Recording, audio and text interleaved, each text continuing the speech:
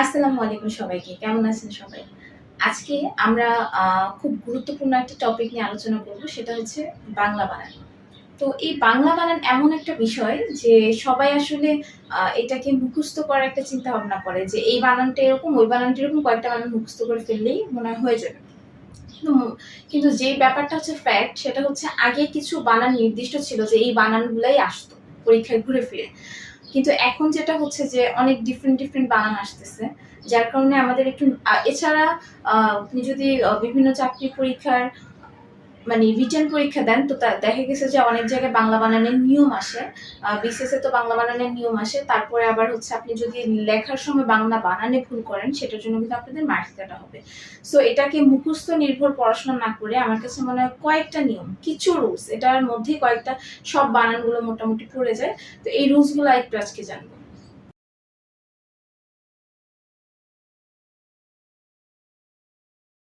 প্রথম রুলসটা কি? প্রথম রুলস হচ্ছে রেফের পরে দ্বিত্ব হয় না। এর মানে কি? দ্বিত্ব মানে হচ্ছে দুইবার উচ্চারণ। তার মানে আপনি রেফের পরে আপনি একই শব্দের দুইবার উচ্চারণ করতে পারবেন না। যেমন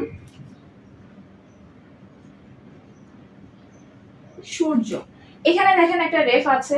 এখানে জ আবার এখানে জ ফলা। তো এই বানানটা ভুল। তাহলে আপনাকে কি করতে হবে? শুদ্ধ বানান হচ্ছে সুর জ। ঠিক আছে? এরকম আরো বানান আছে। যেমন হচ্ছে কারজা তাহলে এই বানানটাও ভুল কারণ রেফের পরে জ আছে তারপর আবার আরেকটা জ আসবে না। সো বানানটা হবে এরকম কারজা লয়। তারপরে দেখেন অনেকের নাম হলো মাধুর্য, মাধুর্য। এটা ভুল। জয়ের পরে আবার জ হবে না। তাইলে আমাদের আসবে হচ্ছে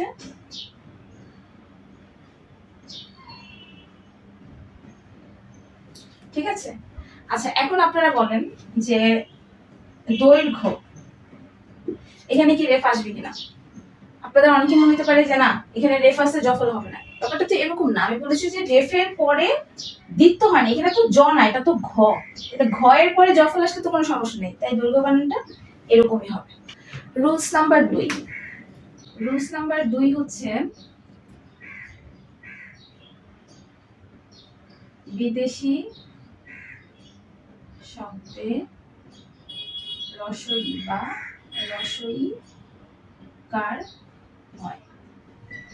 যেমন প্রাইমারি, সেকেন্ডারি। আপনি যেই কোনো বিদেশি বানান নেন না কেন সেটা যদি সেটা ইংলিশ বানান হবে এমন না। বিদেশি বানান বলতে কিন্তু অন্য দেশের পর্তুগিজ মানে যে ধরনের ভাষাগুলো আছে সবগুলো বাংলা ছাড়া বাকিগুলোকে কিন্তু বোঝায়। তো এই যে বিদেশি যে কোনো ভাষাকে অবশ্যই আপনাকে রসিকর দিয়ে লিখতে হবে। এছাড়া 3 নাম্বার রুলস হচ্ছে তাহলে দেশ জাতি তাদের নামও কি হবে? রসইকার হবে। তার মানে আপনি যে কোনো দেশ এবং জাতির নাম যেমন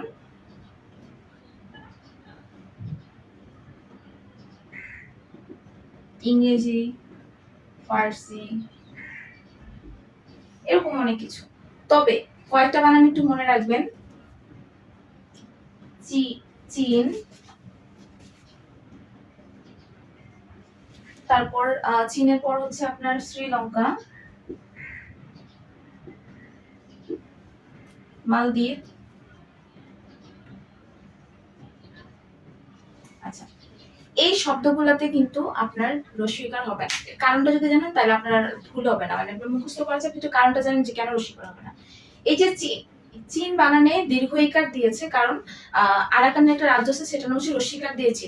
এছাড়া হচ্ছে এই নামটাতে এই জন্য সেটা চেঞ্জ করেনি। আর শ্রীলঙ্কা, শ্রী মানে সুন্দর। তো এখানে যদি শ্রীটাকে যদি রসিকার দেয় সেটা আসলে কোনো সুন্দর কথাটার মানে থাকে না যেটা তার নামের উদ্দেশ্য ছিল। মালদ্বীপ, মালদ্বীপ মানে হচ্ছে যে দ্বীপ। তো এই দ্বীপে যদি আমি রসিকা দিতে সেটা হয়ে যাবে হাতি। তো যার কারণে ওই যে মালদ্বীপ যেহেতু একটা দ্বীপ তো সেই জন্য হচ্ছে ওই দেশের নামের আর সৌন্দর্যটা থাকে না। তাই এই নামগুলো হচ্ছে আপনার আর চেঞ্জ করা। 4 নাম্বার রুলস হচ্ছে আলী, অঞ্জলি, আবলি। এই শব্দগুলো যদি বাক্যের শেষে থাকে তাহলে সেখানে অবশ্যই রস্যিকার হবে।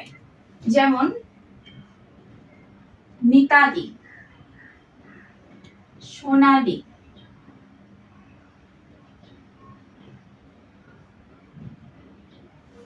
এগুলো। আচ্ছা, তারপরে দেখেন অঞ্জলি। এই গীতাঞ্জলি বানানটা খুব ইম্পর্টেন্ট আসে। এটা গীতা বানানে কিন্তু দীর্ঘইকার, এটা কিন্তু ভুল করবে না। গীতা বানানে দীর্ঘইকার, কিন্তু এই যে অঞ্জলির ইয়াতে হচ্ছে রস্বইকার। এরপর হচ্ছে রচনা বলি, ঠিক আছে।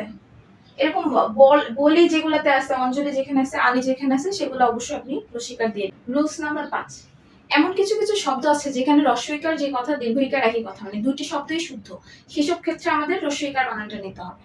তাহলে আচ্ছা, আমি এটা রুলসটা লিখছি না। যেমন বাড়ি রস্বইকার দিয়েও হয়, আবার দীর্ঘইকার দিয়েও হয়, আপনি রস্বইকার দিয়ে লিখবেন। গাড়ি রস্বইকার দিয়ে হয়, দীর্ঘইকার দিয়েও হয়। যদি অর্থটা যদি সেম থাকে, যে এটা রস্বইকার দিয়ে লেখা যায়, দীর্ঘইকার দিয়ে লেখা যায়, অর্থ সেম থাকলে অবশ্যই আপনি রস্বইকার ইউজ করবেন। তবে এমন কোনো কিছু, এমন কিছু আছে যেগুলো হচ্ছে রস্বইকার দীর্ঘইকার আলাদা, তো সেগুলো কিন্তু আপনি আলাদা আলাদা অর্থ অনুযায়ী ইউজ করতে হবে। যেমন একটা হচ্ছে নারী, আর একটা হচ্ছে নারী। এই নারী মানে হচ্ছে স্ত্রী লোক, আর এই নারী মানে হচ্ছে পারি না, বলে না যারা দেখতে নারী। তো এই জন্য আপনি যদি এই জায়গায় এটা ইউজ করেন আর এই জায়গায় ইউজ করেন তখন কিন্তু ভুল। তার মানে আমি রুলসটা বুঝাতে চাচ্ছি যে এমন একটা বানান যেখানে রস্বইকার দীর্ঘইকার দুটাই সেম, আপনাকে রস্বইকার ইউজ করতে হবে। আর এমন একটা বানান যেখানে মানে বানান আলাদা হলে অর্থ চেঞ্জ হয়ে যায়, সেখানে অবশ্যই আপনি যেই অর্থ প্রকাশ করতেছেন সেটা আপনি। স্ত্রীবাচক শব্দের শেষে সবসময় কি হয়, দীর্ঘইকার ব্যবহার করা হয়। তো যেমন কি, যেমন হচ্ছে আমাদের অর্ধাঙ্গী,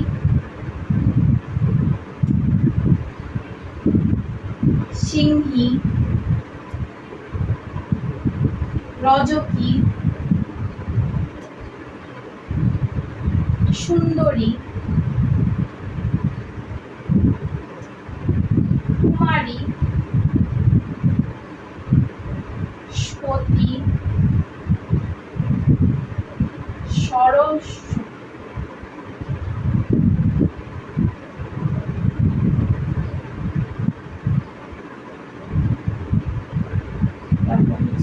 ছাত্রী,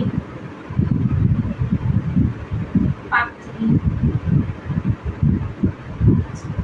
তাহলে আপনি স্ত্রীবাচক যেসব শব্দ দিয়ে স্ত্রী বোঝায় সেগুলো আপনি হচ্ছে সবগুলা আপনি দীর্ঘইকার দিবেন। এখানে দেখেন সবগুলো কিন্তু স্ত্রীবাচক শব্দ। এর মধ্যে এই নামটা একটু মেনশন করতে চাই, এটা হচ্ছে সরস্বতী। এই নামটা অনেক আসে এবং আপনারা এটাকে মনে রাখবেন সরস্বতী দিয়ে।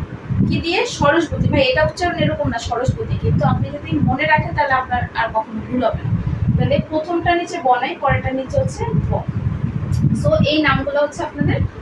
তবে কিছু জিনিস আছে যেগুলোতে রস্বইকার হবে, যেমন আত্মীয় বোঝায়, মামি, চাচি, দাদি, দিদি, মাসি, পিসি। মানে আমি বলছি যে আপনি স্ত্রীবাচক বোঝালে আপনি দীর্ঘইকার দিবেন, কিন্তু তার মধ্যে সেই স্ত্রী যদি আপনার আত্মীয় হয় তাহলে আপনি রস্বইকার দিবেন। যেমন মামি, চাচি, দাদি, দিদি, মাসি, পিসি, এরকম। আচ্ছা, এবার একটা একটু ইম্পর্টেন্ট বানান দিয়ে দিই, শ্বশুর আর হচ্ছে শাশুড়ি। শ্বশুর বানানটা হচ্ছে শাশুড়ি হচ্ছে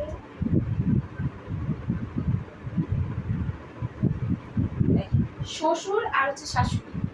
শ্বশুর বানানে আমরা শ্বশুরকে কি ডাকি? বাবা ডাকি। মনে মনে রাখবেন একটা ব আছে, শাশুড়িকে তো আর বাবা ডাকি, তারপরে শাশুড়িকে কোনো ব নেই। এবং শ্বশুরের শেষে হচ্ছে বয়সিহ্ন র, আর শাশুড়ির শেষে হচ্ছে ডয়সিহ্ন। ঠিক আছে, মনে রাখবেন। শাড়ি, শাড়ি পরে কে? শাশুড়ি, সেই হচ্ছে শাড়ি। আচ্ছা, তাহলে আপনার ইও কথাটাইতে দীর্ঘই আছে, তাহলে আপনি ইও যেখানে আসে সেখানে আপনি অবশ্যই কি দিবেন, দীর্ঘ ইকার চিহ্ন দিবেন। যেমন আত্মীয়, কেন্দ্রীয়, তারপরে দলীয়। দেখেন সবগুলো উচ্চারণ করার ক্ষেত্রে লাস্টে ইও কথাটা আছে, তার মানে আপনি কি করবেন, ইও প্রত্যয় যেখানে আসবে সেখানে আপনি কি দিবেন, দীর্ঘ ইকার দিবেন। তবে কিছু ব্যতিক্রম আছে।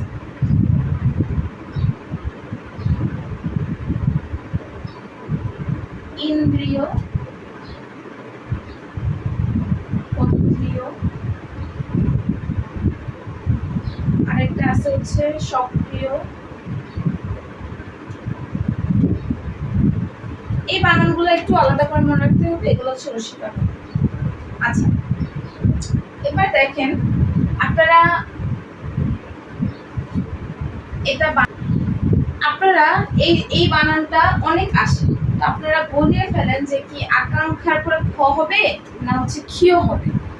মনে রাখবেন যদি কোনো শব্দে কাং কথাটা উচ্চারণ হয় তাহলে আপনি ক্ষীয় দিবেন। কি কথা উচ্চারণ হয়, কাং শব্দটা উচ্চারণ হয়, তাহলে দেখেন আকাঙ্ক্ষা, তার মানে এটা ভুল। কাং কথাটা উচ্চারণ মানে হচ্ছে এখানে কি হবে, ক্ষীয় হবে। ঠিক আছে, তাহলে এটা হচ্ছে আমাদের রাইট। তারপরে যদি আকাঙ্ক্ষা হয় তাহলে অনাকাঙ্ক্ষিত,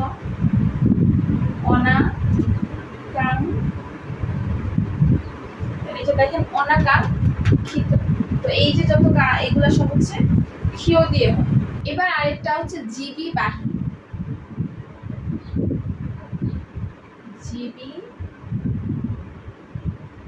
বাহী। যদি কোনো শব্দের শেষে জীবী বা বাহী কথাটা থাকে তাহলে অবশ্যই সেখানে এই দীর্ঘ ইকার হয়। তো জীবী বাহী যদি দীর্ঘ ইকার হয় তাহলে দেখেন যদি আমি লিখি চাকুরিজীবী, চাকরি,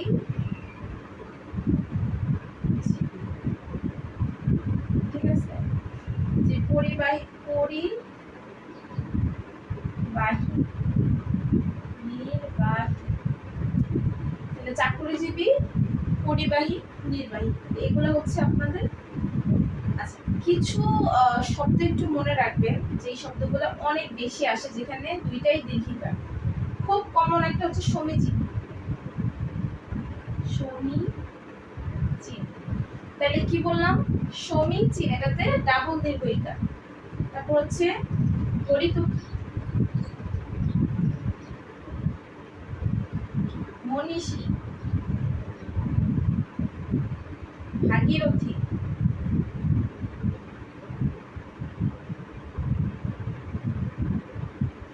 এই তো এগুলা হচ্ছে আপনার, এগুলাতে হচ্ছে সবকিছু হচ্ছে আপনাদের দীর্ঘ ইকার। এরপর আরেকটা ইম্পর্টেন্ট যে কালী আর হচ্ছে দেবী। আচ্ছা, এই দুইটা শব্দের সাথে যদি দাস কথাটা আসে তাহলে আমাদের এই যে কালীর দীর্ঘই সেটা হয়ে যাবে হ্রস্ব ইকার, মানে হয়ে যাবে হচ্ছে কালী দাস। এটা হয়ে যাবে হচ্ছে দেবী দাস। কালিদাস দেবীদাস বানানো কিন্তু হ্রস্ব ইকার দিয়ে, কিন্তু দেবী বানান কিন্তু আলাদা করে, সরি এখানে দবি লাগছে, দেবী, দেবী বানান কিন্তু আলাদা দীর্ঘিকার, কালী বানান কিন্তু আলাদা। এটা হচ্ছে কি, আরেকটা হচ্ছে কি, হচ্ছে কি আরেকটা হচ্ছে কি। আপনি কখন এই কি ব্যবহার করবেন, কখন এই কি ব্যবহার করবেন, এটার মধ্যে ডিফারেন্স আছে। আচ্ছা, আপনি এই কি ব্যবহার করবেন যদি হ্যাঁ অথবা না এরকম উত্তর দেওয়া আছে। আপনি এই কি ব্যবহার করবেন যেটা হ্যাঁ না উত্তর দেওয়া যায় না। আচ্ছা, যেমন আমি বললাম যে আপনি কি বাজারে যাবেন, আপনি হ্যাঁও বলতে পারেন নাও বলতে পারেন। আপনি কি খাবার খেয়েছেন, হ্যাঁও না বলতে পারেন নাও বলতে পারেন। এই ধরনের কিগুলো আমি এই হ্রস্ব ইকারটি ইউজ করি। আমি যদি এভাবে বলি যে আপনার নাম কি, সেটাকে আপনি হ্যাঁ বা না উত্তর দিতে পারবেন, দিতে পারবেন। এই জন্য এটা হবে হচ্ছে দীর্ঘ ইকার। তো এই ক্ষেত্রে আপনি যদি হ্যাঁ না এটার মধ্যে যদি দিতে চান তাহলে এটা হচ্ছে আপনাদের অব্যয়,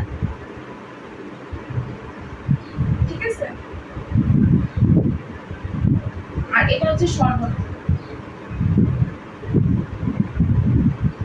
আচ্ছা, তাহলে আপনি হ্যানার জন্য যেই কি উত্তর দিচ্ছেন সেটা হচ্ছে অব্যয়, আর দীর্ঘইকারের জন্য যেটা দিচ্ছেন সেটা হচ্ছে সর্বনাম।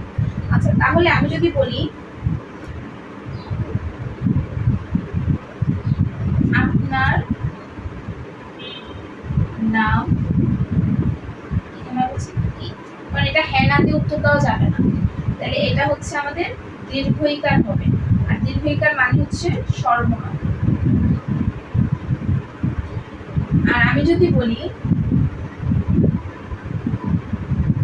আপনি কি বাজারে যাবেন,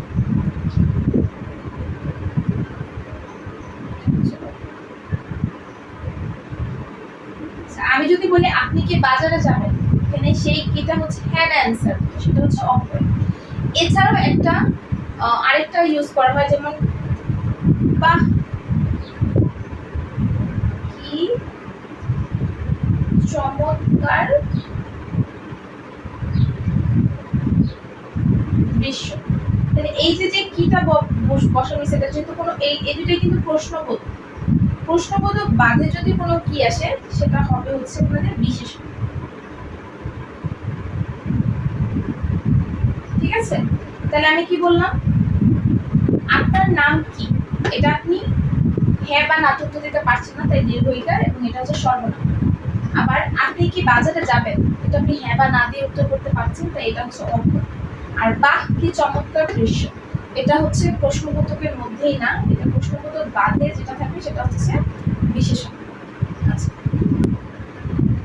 শয়ব আর হচ্ছে স, এই শয়ব মানে হচ্ছে নিজ, আর এই স মানে হচ্ছে সাথে।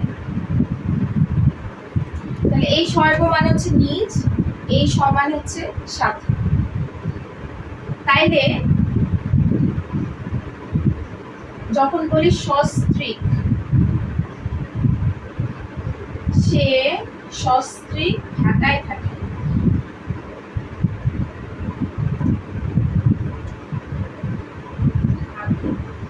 এর মানে কি সেই স্ত্রীর সাথে ঢাকায় থাকে। আমরা তো বলি সপরিবারে আনন্দ, সপরিবারে আমন্ত্রিত, তাহলে হচ্ছে সপরিবারে আমন্ত্রিত, এটা হচ্ছে স, তাহলে আপনার পরিবারের সাথে আপনার নাম আমন্ত্রিত। আর এই স মানে হচ্ছে নিজ। এখন আপনাদেরকে আমি বলি যে একটা দুইটা শব্দ আছে, একটা হচ্ছে স্বাক্ষর আর একটা, দুইটাই স্বাক্ষর, একটা হচ্ছে স্বাক্ষর আর একটা হচ্ছে স্বাক্ষর। আচ্ছা, এই স্বাক্ষর মানে স এর নিচে যেহেতু ব আছে, শয় ব আছে, তাহলে স যোগ অক্ষর, তার মানে নিজের অক্ষর কি বলা হয়, স্বাক্ষর, তার মানে হচ্ছে দস্তখত। যে সাইন আছে সেটা হচ্ছে এই স্বাক্ষর, আর বলি না সাক্ষরতার হার, এখানে হচ্ছে অক্ষর জ্ঞান।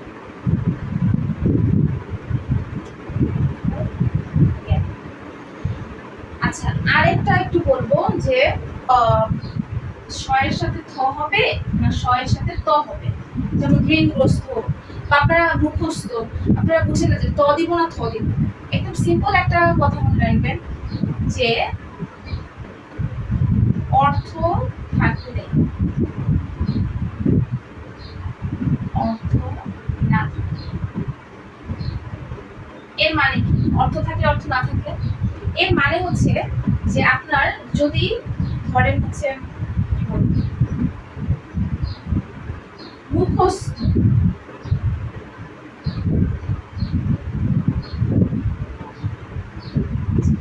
এখন আপনি ভাবছেন এই বানানটা হবে না এই বানানটা হবে, আপনি যেই শয়থ আছে এই টুকে বাদ দিবেন, এই পার্টটাকে বাদ দিবেন, দেওয়ার পর দেখেন এই টুকের অর্থ কি পাওয়া যাচ্ছে কি, এই টুকের অর্থ দেখেন মুখ, মুখের একটা অর্থ আছে, তাই এটা হচ্ছে অর্থ থাকলে কি হবে শয়থ, তার মানে এই বানানটা হবে না, হবে হচ্ছে মুখ,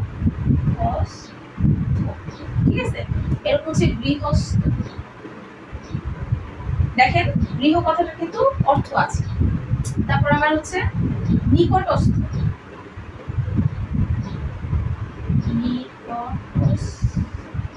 নিকট কথাটার অর্থ আছে।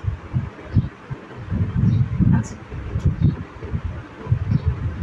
আর এই শয়ত হচ্ছে মানে হলো গ্রাস করা, যেখানে লিখি এই শয়ত মানে হচ্ছে গ্রাস করা, ঠিক আছে? তাহলে এই শয়তার উদাহরণ হচ্ছে কোনগুলো হবে?